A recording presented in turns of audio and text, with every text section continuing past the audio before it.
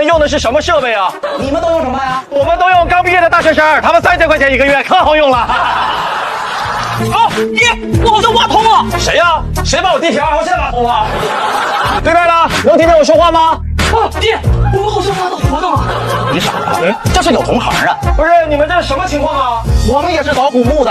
哦，搞土木的。同行啊！在下南派老三，对面的朋友怎么称呼啊？我们是北方土建。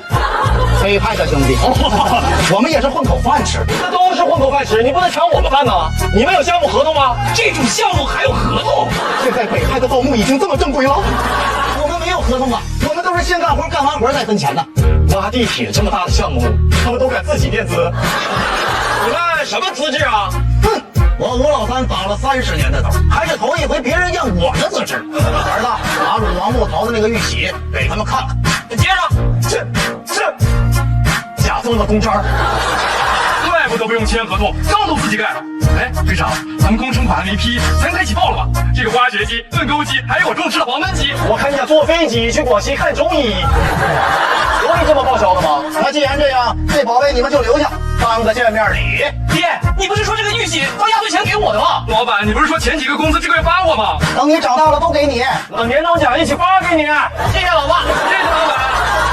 这么贵重的宝贝，说给就给了。你是上面有人吗？哎，像我们这行上面必须有人的。有一回挖塌了，就是上面人用绳子把我们拉上去的。我还挖塌过。那要是死人怎么办啊？死人？每次都得有死人呢，没死人我们还不干呢。对面的，你们多少人啊？我们2人，你们呢？我们800人。盗墓有800人。什么？2个人就能挖地铁？对面的背景不简单呐，像他们这种外包的小施工队啊，都是层层转包。那包到最后就剩2个人干活了，这还算是有良心的呢，还给剩点人。我之前见过1个人挖地下车库的。1个人怎么挖地下车库啊？刚挖那个车库的时候，他儿子刚上小学。那他儿子现在呢？现在跟你说话呢。眼下这个活你们干到哪一步了？我们刚挖通，属于毛坯。毛坯本。那室内装潢是什么风格啊？没装潢呀，土建都没干完呢。爹，他们挖到的该不会是个烂尾坟吧？不，应该是个漆坟。哎，吴建兄，那咱说好了，这个活咱们就一块干了。好啊，那我问一下，你们用的是什么设备啊？俩铲子。那他们还真是有2把刷子。队长，人家说的是2把铲子。我看你有点缺心眼子。你们都不用挖机吗？他们叫我们用挖机。机王？挖机可不能用啊，那声音太大，周围的人不都听见了？不会，人人都说防止事故肉，只有他们落到了实处。你们呢？你们都用什么呀？啊，我们都用刚毕业的大学生，他们3000块钱一个月，可好用了。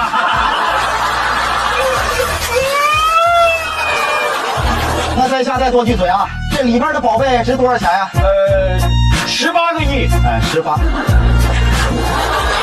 ，18个亿，这是挖到哪位君王了？这是海贼王了吧？能不能把东西给我们看一眼呢？这有什么可看的呀？等过段时间买张票，这天天都能看。